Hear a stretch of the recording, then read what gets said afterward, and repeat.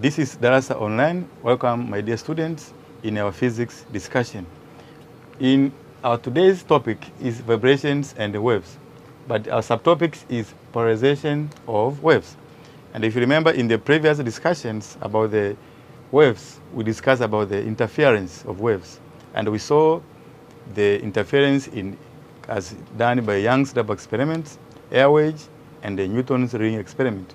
We explained the different formulas which are used when solving these two kind of experiments as used. But today, we want to see another important part of the wave, which is called polarization.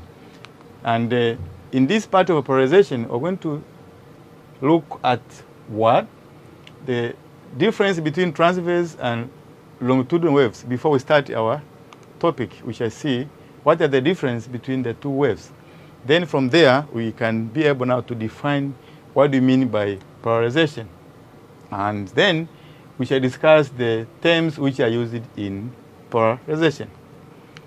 Now, when talk of transverse waves and longitudinal waves, we can see that transverse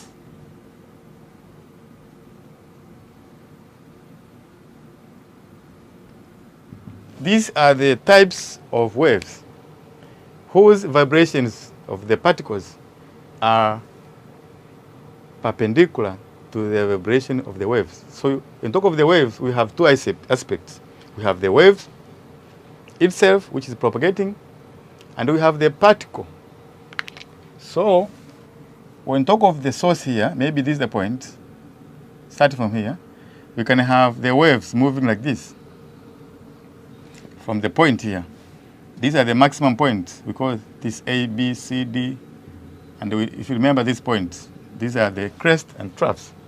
When the wave is moving like that, so the waves is moving, this is the direction of the wave in which it flows. But the particles, they are moving up and down. So you can see the direction of the particles are moving up and down, up and down, up and down. So if you find the direction of the particles here, the ways they move, and you can see how the waves propagate. This is the propagation of the waves. These are the particles. You can see that the wave and the particles are always at the right angle. So you say any kind of wave in which the waves propagate like that is given the name transverse, transversing.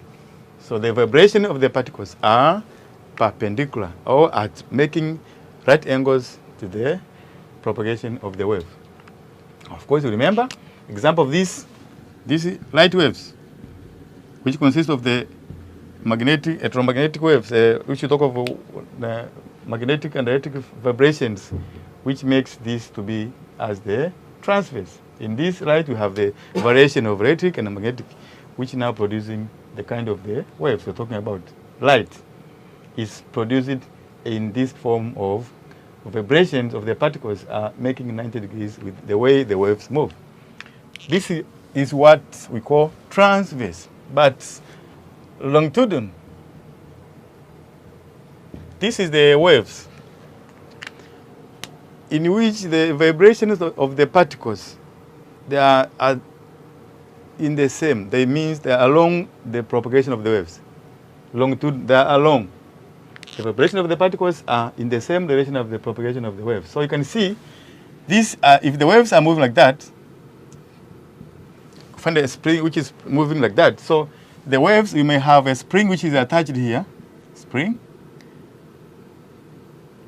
And when you stretch it, you can see, I'm talking of horizontal, the particles are moving horizontal, but this you can see the direction here. So when talk of, for example, water surface waves, and then when you are at the end of this water, you push one side of the water surface, you can see the waves are moving like that. They'll be moving, extending there. When they are moving there, they are making waves like that. But you can see how the wave moving. The waves are moving to the other directions, but the particles are moving horizontal. But when you drop an object, you can see that kind of transverse. So the way the particles in longitudinal waves are moving, they are moving in horizontal as the same as the waves move. Can be either in vertical. So they are moving, for example, sound waves. When you speak, the waves are moving to and fro. And as a result, the sound propagates the other side. So the direction of the particles is in the same direction of the propagation of the wave.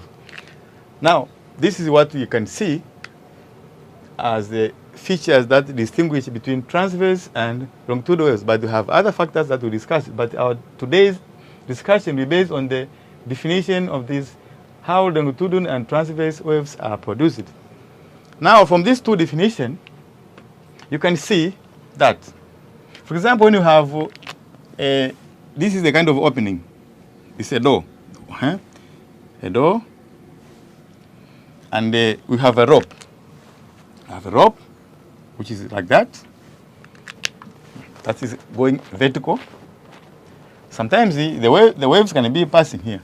But if you change the orientation of the door, or you change the vibration of the waves, it means this kind of vibration will be blocked. So if you have the waves moving up, down like that, and they maybe going to the door or any kind of opening, sometimes they can be allowed to pass. But when they are moving like that, if you change the orientation of the door, maybe it's changed like that, or if you change the direction of vibrations like that, there is a point now you see that the waves will be blocked. For example, in this case, if the waves are moving up and down like that, and they're passing through the window or the door, which is of the same size, maybe the distance from the top and this will be the same. And if you change the orientation, but maintaining the same distance, you find that these waves will not be allowed to pass. So it depends how the transverse waves are passing through the kind of opening. Sometimes they can pass, sometimes they will not be allowed to pass. For example, let's talk about the longitudinal waves. When you have kind of opening, because they are moving like that, they will be allowed to pass. Even if we change the orientation of the door, they will be allowed to pass. They won't be blocked.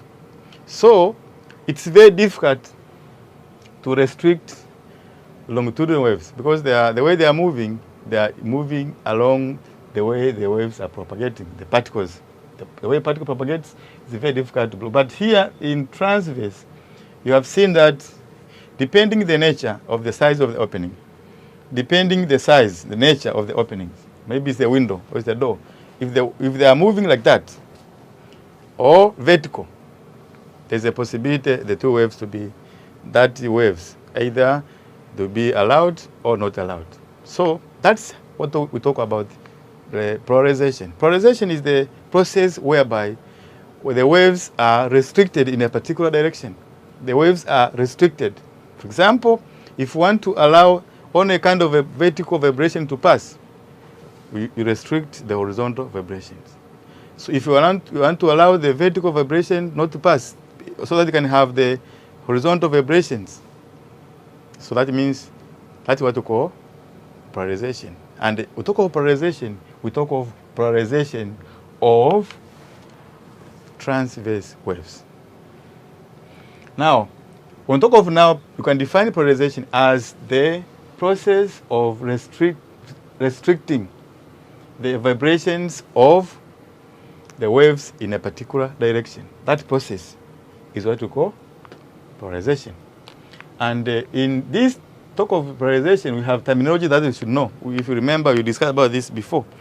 The terms that should be known here. One is the unpolarized lights or waves. Polarized. And polarized. And then we have the plane of polarization. Polarization or Z. So now we have British and American language. Now when we talk of unpolarized light, is the waves. Is the wave which has the multiple vibrations. Maybe it's this kind of vibration here. You have the waves, the particles. We have vibrations in vertical, horizontal, as we discussed in the light waves. You can have either vertical and horizontal. All those kind of vibrations can be produced here. But sometimes, if you remember, when you have the bulb is the direction of the waves, the light is in all direction. So it is of this kind of unpolarized light. But the symbol for unpolarized light, we normally resolve this into two components. So one component is vertical, and another component is horizontal. So this is the sign which is used to describe unpolarized light, that it has two components, vertical and horizontal components. But the other component has been resolved into this and the others in the vertical. And in other words, unpolarized light is that which has not restricted in any orientation. But the polarized is the one which has been restricted in a particular direction. Maybe it's supposed to be moving vertical or horizontal. The plane of polarization is the plane in which the polarized light is confined. Now look, let's talk about if this is our window, so, or the door, where the waves are passing. Which kind of wave is passing here? This is the vertical, or the vertical vibrations allowed to pass. So you check. Now, if you observe the way those waves are moving, as if they are making them floating and what? On a surface, on a certain plane. When they're moving horizontal like that, it means they're floating on a horizontal plane. Here, they are supposed to be moving in a vertical plane. So the plane where you can see them is given the name the plane of polarization, the plane where those waves seems to be found. That's the meaning of a plane of polarization. I think now you know what do we mean by terms polarization as the process, phenomena of restricting the vibration of the waves in a particular direction. If you want to allow any kind of vibrations, yes. And the point now here is which kind of vibrations is allowed to pass. From this example here, you can see if you draw our axis, this axis of the door is vertical. And the waves, how are they moving? They are moving vertically. So it means vertical, the waves which are vertical, or which are parallel to the opening, will be able to pass.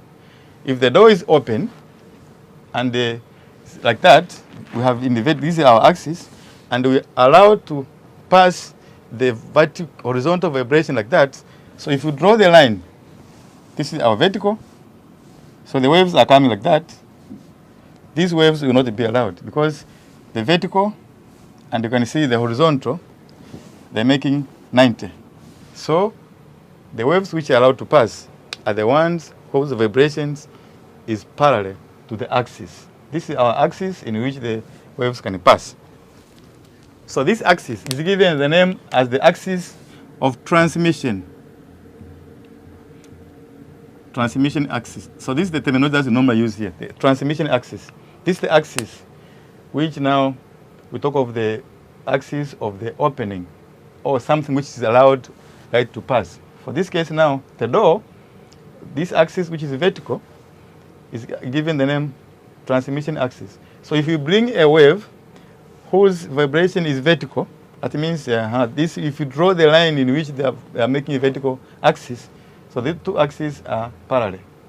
So the principle that these waves whose vibration are vertical will be able to pass. If you bring in a wave whose vibration is horizontal, they will not be allowed. As you have seen, they will be blocked. So we are comfortable now to define the term polarization. Now we have the methods which are normally used to produce polarized light. We have the polarites. We have methods by reflection. We can use by double refraction, by scattering. But our today's discussion will be based on the two highlighted methods, polarites and by reflection. Now, when we talk of polarites,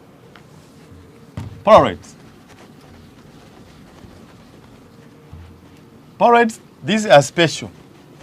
These are special crystalline materials which has the tendency of polaroids. They have a tendency of absorbing one component of the light, of the waves, and allowing the other component to pass. So the polaroid use the principle of the door, as I said. So the symbol for a polaroid is this. So this, as I said, this is a special crystalline materials which are called sometimes filters. They have a tendency of filtering some of the components and allowing the other component to pass. So here we have the axis. This is the transmission axis. Transmission axis, as I mentioned before. So we have, this is the polarized and polarized light. As I said, this is unpolarized. The light which has multiple vibrations. This is the polarized, which has a tendency of what? Absorbing the component which is perpendicular, as we said before. The same principle is applied. The component that will be allowed is the component which is parallel. And you see here, this component will be allowed to pass, and this component, because it's perpendicular to the axis, it's going to be allowed to pass. So the light, after being produced, so the intensity of light here is I naught. This is the intensity of the unpolarized light, intensity of light. After being allowed to pass here, one component has been absorbed, blocked. So the remaining component, it will be vertical, this component here. We normally draw that line, that dot, to show that one of the components has been chopped off. Now, the intensity of light, because we talk of now, it is this vertical plus horizontal. One component is a half. Half of the component has been blocked. So the remaining component is that, half. In mathematics, this is half, because we resolved all the components into vertical and horizontal. So the intensity of the light decreases. That's the principle of the polarization. So the aim of polarization is to reduce the intensity of light. And you can see from here, the component which has been absorbed is the one whose axis is perpendicular to the transmission axis. That is the principle of the polarized. So if you have another polarized arranged here, maybe the second polarized, the name will change. This will be given the name polarizer. Polarizer. Polarized is used to allow some of the light will be able to pass here. And then this will be polarized. And then the name of the polarized, which is now given the name polarizer, is checking whether the light produced by the first polarized, whether it has been polarized or not. So that's the meaning of polarizer. Sometimes it's used to check whether the light produced is being completely polarized. And sometimes the other terminology you should know, when you have the two polarized like that, this is the first axis and another axis here, so that the axes are at right angles. So the two axes are said to be making 90 degrees. So these two polarized are given the name the crossed polarized. Crossed polarized means the axes, they cross each other and it makes 90. So the crossed polarized, these are the polarized whose axis of transmission is at right angles. So the principle of the polarized is that we have the unpolarized light. That unpolarized light is allowed to pass through the polarized. We have seen that some of the components will be absorbed or blocked, and the component which will be allowed to pass is the one whose axis of vibration is parallel to the transmission axis. And the one will be blocked is the one whose vibrations is perpendicular to the transmission axis. Okay, that's the principle of the polarized. And where do you see this kind of polarized? You can see this polarized in most of the sunglasses. Used to wear sunglasses, reduce the intensity of light entering in your eyes. This is the principle which is normally used to most of the students, that you have this kind of sunglasses and you're enjoying them, but this is the principle of polarization, which is used to reduce the intensity of light so that we can see clearly. Now, the second method is by reflection. By reflection, what do you mean by reflection? It means you can produce polarized light. The light which has been produced is given the name polarized waves or polarized light. Now, how do we produce polarized light? We have the method which I use it to produce. The first one is polarized. Second, by reflection. And you can have other two, which I think we did them when you are in the classes, but I think today is better we focus on these two. Let's see by reflection. What do you mean by reflection? How do you produce polarized light by reflection? Think about the surface. Surface can be a water surface, a plane surface, as we have discussed before, a glass material. That if you draw the normal, that the line which makes 90 degrees, it's given a name normal. And the incident ray is, that is the incident ray is coming here. That incident ray is, maybe it is an polarized light. Unpolarized. This is an experiment which has been done by scientists those years. They passed an polarized light through a material. And you know from the principle of the reflection, some of the light will be reflected. This is the angle of incidence. This angle are equal according to the law of reflection. The angle of incidence and the angle of reflection are equal. And from there, some of the light will be reflected. That is the angle of reflection. So this is the transmitted ray. Transmitted ray, and this is the incident ray. This is the reflected ray. And we know it can be a surface, grass, water, any material. From the principle what we have, some of the light will be reflected back. When they are reflected back, they must obey the principle of reflection. So the angle of incidence must be equal to the angle of reflection. And some of the light will be reflected, passing through the medium, and it will now make that angle is given as the angle of refraction. Now, here we use Snell's law. When we have the refractive index of materials, we know that this is the material A, maybe is from air to grass. So we talk of refractive index of grass respective to air, which is given by sine of the angle of incidence over sine of the angle of refraction. This is what we have since in the O levels. We know how to find. Now this, because the medium is involved here is air, we talk of the refractive index of grass. So this will be refractive index of grass. So from there, you can be able to deduce the formula which shows now what happened when you increase the angle of incidence, what happened to the angle of reflection and the angle to the angle of refraction. Now let's see how do you combine the reflection and the refraction laws when you are looking about this kind of polarization. For example, it has been found that when this angle of incidence increases, it reaches a point such that this angle is given this I. It reaches a point where the reflected and reflected rays are making 90 degrees. If you remember that when you're increasing the angle of incidence, you're making also this angle to increase and also this to vary.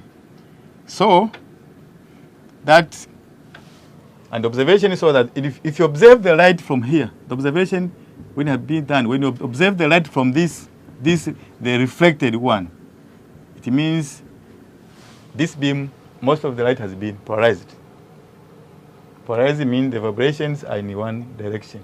So, in other words, polarization, or you can produce polarization, particularly by using reflection. That's the meaning of you produce polarization by reflection. Observing the light which has been reflected from the surface, it has been found that most of the light has been polarized. Now, what does it mean here? When you have talk about the refractive index here, if it's the medium here is known, is air. If it's not known, maybe medium 1 to medium 2, we talk of the refractive index here, maybe sine of this angle, refractive index of medium 1, sine of the angle of incidence. This equals to the refractive index of medium 2, sine of the angle of refraction.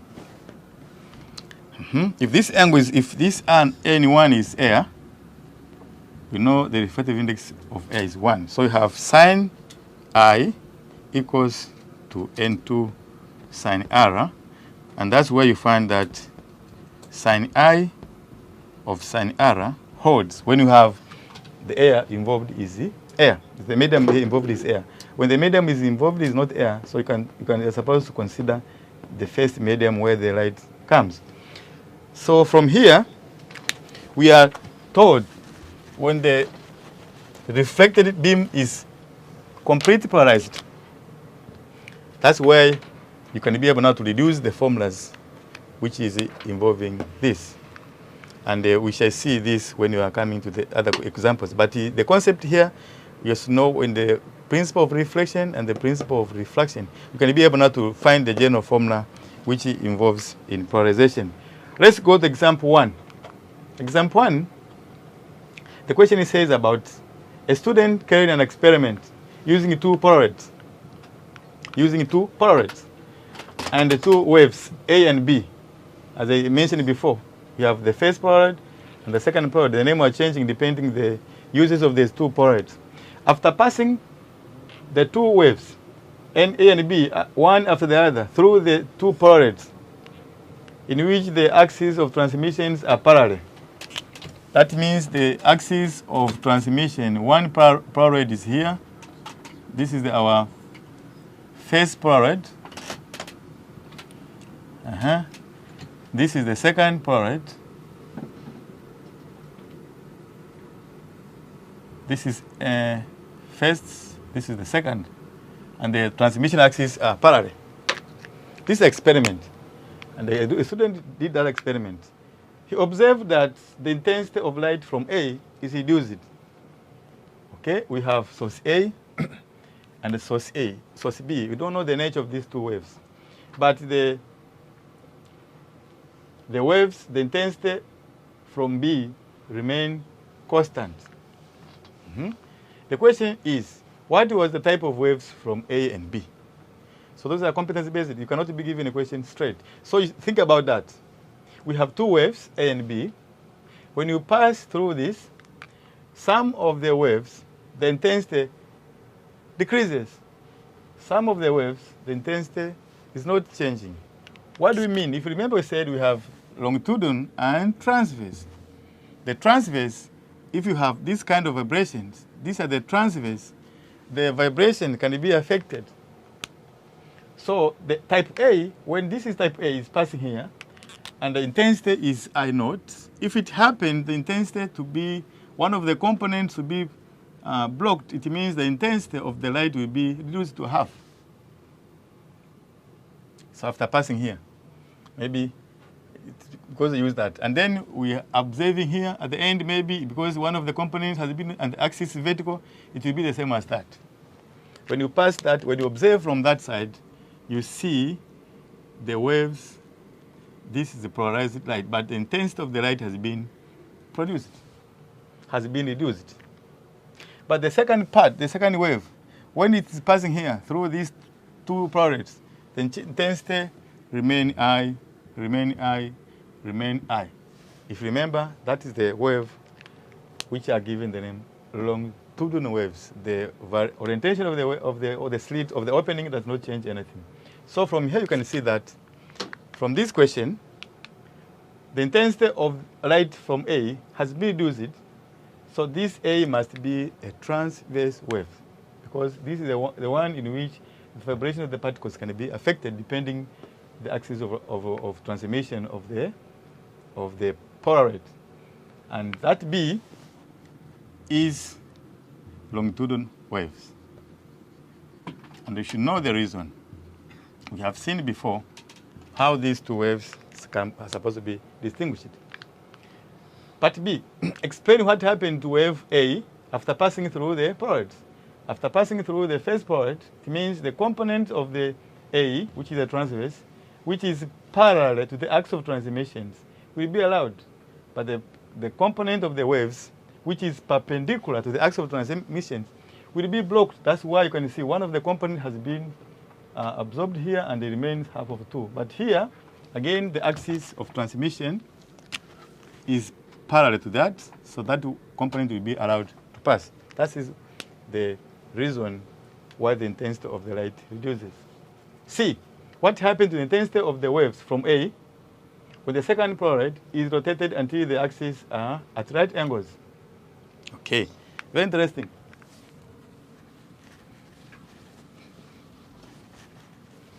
Assuming that after passing through the first polaroid here, that was A naught. from this unpolarized light through this parallel here. The axis is this axis. Which component will be allowed to pass is only this vertical. So we have this component here, which will be allowed to pass. So this is the polarized light, polarized, and the intensity reduced to half of the original. Then, what happened when the second point now is rotated until the axis here, they are at right angles. The two is making 90. So it means here, and you can see, when you pass here, this component here is, which is left, is vertical, and the axis of transmission is horizontal. If you observe from this side, you can see that the intensity reduces to 0. Why? Because the transmission axis and the vibration of the particle of the waves are at right angles. So the intensity of the wave reduces to 0. Very interesting. That's how you can use the concept of polarization in answering those questions. Example number 2. Example number 2 about the polarization. The question says, A, we have a parallel beam of light which is incident on the surface of the transparent medium of refractive index n. And sometimes you use n or use n as symbols, that the angle of incidence is given I. If the reflected and the refracted beams are at right angles to each other, assuming the law of reflection and refraction holds, determine the relationship between n and I. We did it before. Very quickly, you can see this is the information you have, that this is the angle of incidence increases such that this is the angle, and this is the reflected, and this is the refracted, and this is the 90 degrees. We call this now, remember, this now is completely polarized. And what is 90 here? This angle is I, also from the law of reflection, as the question says. Assuming the law of reflection holds, and the reflection now means what this R. So if this is from air, it now going to the second medium is air, to the second medium, which is N. So from here you have refractive index equals to sine I over sine R. That is from the law of the refraction. But I plus R, what is I plus R? This angle here. This is 90. This on the whole of this, because the straight line is 180, so I plus R should be 90. So that when you add this 90, you get 180. So you make R a subject. From here is 90 minus I. If you substitute in the formula, you have N equals to sine I over sine R, which is 90 minus I. In mathematics, this is I sine I over cos I, which is tan of the angle I. Okay, that is how the N and I are related, and sometimes this is what we call Bristol's law. And this I is the angle of polarization, or Bristol's angle. Bristol's angle, if you remember. So the question is asking to find the relationship between N and I. So that is the N equals the tan of the angle of incidence. Part B. A beam of light traveling in water strikes a glass plate which is also immersed in water. If the angle of incidence is 51 degrees and the reflected beam is found to be completely polarized, find the refractive index of a glass, given that refractive index of water is 1.3. The same concept here. We had before it was air. Now here it is now strikes the glass and going to water, is immersed now in water. So here we have the medium. Here we have two medium. A beam of light is traveling in water, strikes a glass which is immersed in liquid. So you have water. So you have water. So it's from water to the glass. And the medium here, we have the refractive index of water, and we have the refractive index of glass supposed to be found. So from this we find that it is N1 sine I equals to N2 sine R. What is I? I is the angle of incidence, which is given. I is given as 51. And you know R. R is 90. R equals to 90. Of course, you remember how R is related from this question. R is 90 minus that, which you get 39. So we have N1 sine 51 equals to N2. That N1 is the refractive index of water, which is given 1.3. This is N2, refractive index of glass, supposed to be found. Now, this is sine of 39. What is N2? N2 equals to 1.3 times sine of 51 divided by sine of 39. In other words, if you convert this sine of 39 to be sine of 90 minus that, which is the same as 1.5, sorry, same as 1.5, N2 equals to 1.5 times sine 51 over sine 90 minus 51. Of course, you said this is the same as 1 times the sine 51 over cos 51, which is 1.5 tan of 51, which is now easy to find. You find what is tan of 51 from there, from a calculator tan of 51. And then multiply by 1.5. This is 1.23. Multiply by 1.5, get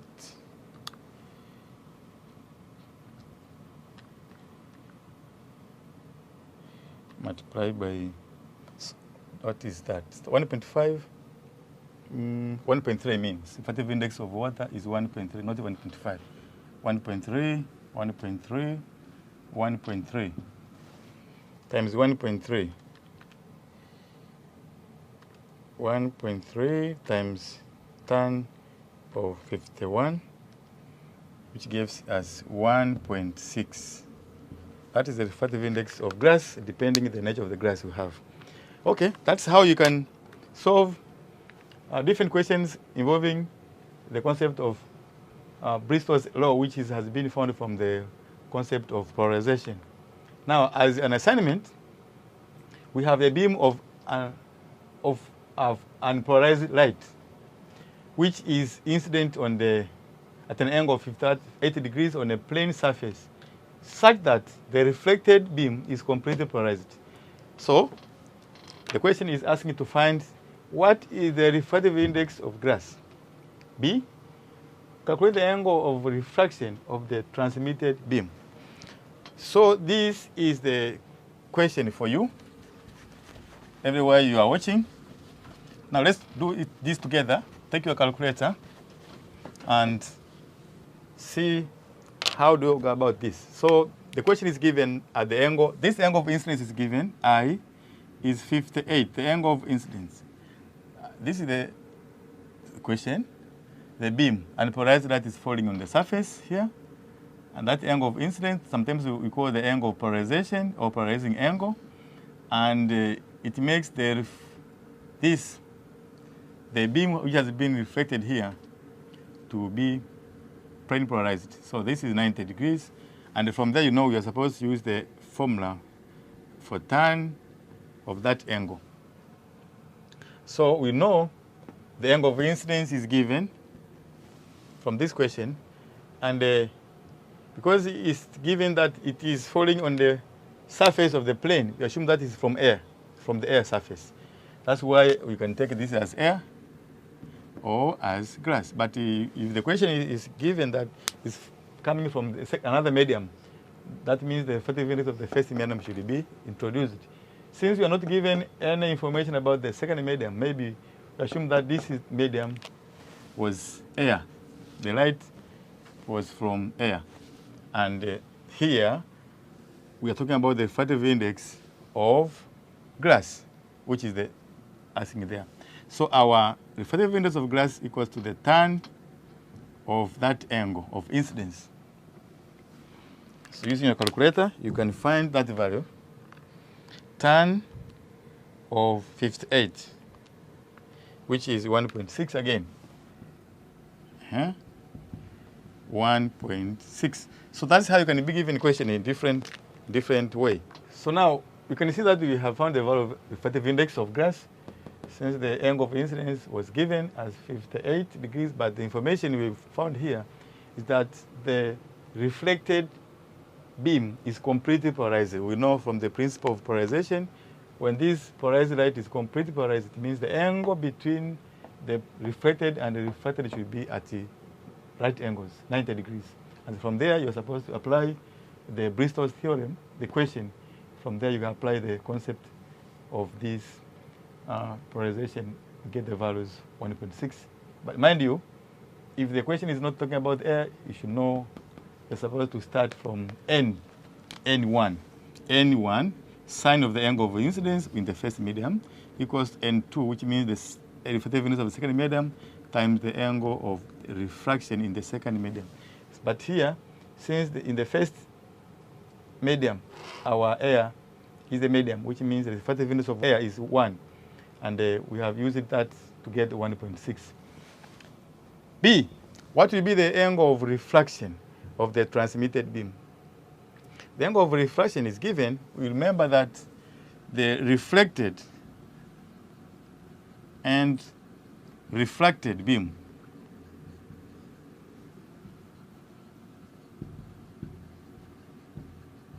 at right angles. So the principle, you know, from the principle of the polarization by reflection, is that when this observation is shown from here, that means this is completely polarized.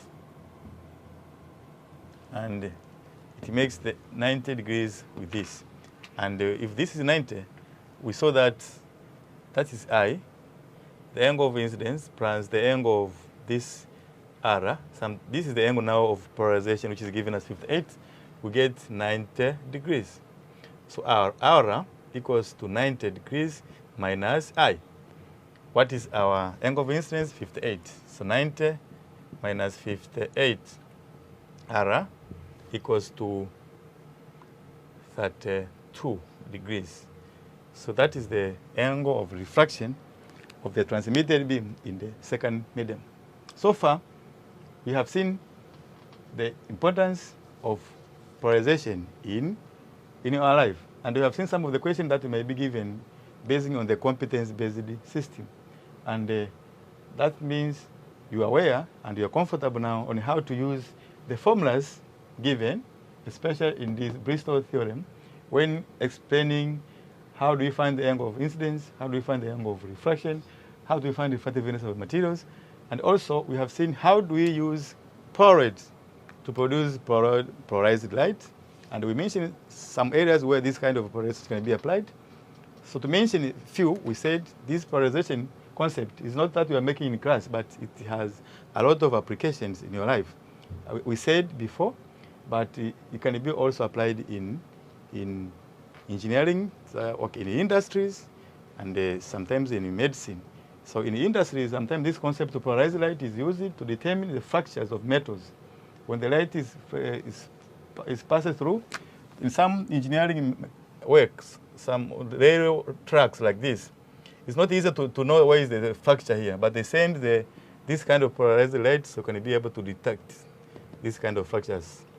Also, in music, they normally used to view the pictures in all dimensions. So we have the light cameras. We have two cameras which are set. One camera is taking a picture from one side. It means your eyes will be focusing on the right-hand side. Your left eyes will be observing the image from that side.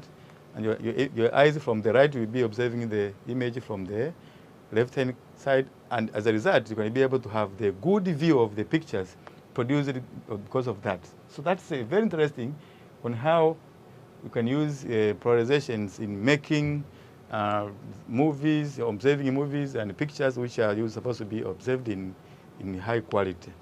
So those are few applications of polarized light. But in the second period, which is becoming part 2 of this polarization, we're going to see now what happens when the polarids are not parallel like this. With the polarids, we said and these two polarities are said to be parallel. The axis of transformation is parallel or is perpendicular. What happened when this one of the polarities is making a certain angle, which is not 90 or here, is making an angle, maybe this is angle theta. It's not 0. When they're parallel, means the angle is 0. When they're perpendicular, means the angle is 90. Now, what happened when this angle here in between is 30, is 10, is 20? How do you find the intensity of the light emitted from the two? Very interesting. Keep on watching. We'll be able to see how do we find the intensity of light from here. We know it will be a half. How do we find the intensity when the light is passing through the second polarity, which is inclined at the 30? It's very difficult to find unless we have the concept on how to find these from the second angle, from the second polarity, which is inclined at a certain angle, which is not either 0 or 90. That's where you are supposed to watch the second part of this part of polarization. Keep in touch. Stay at home. Goodbye.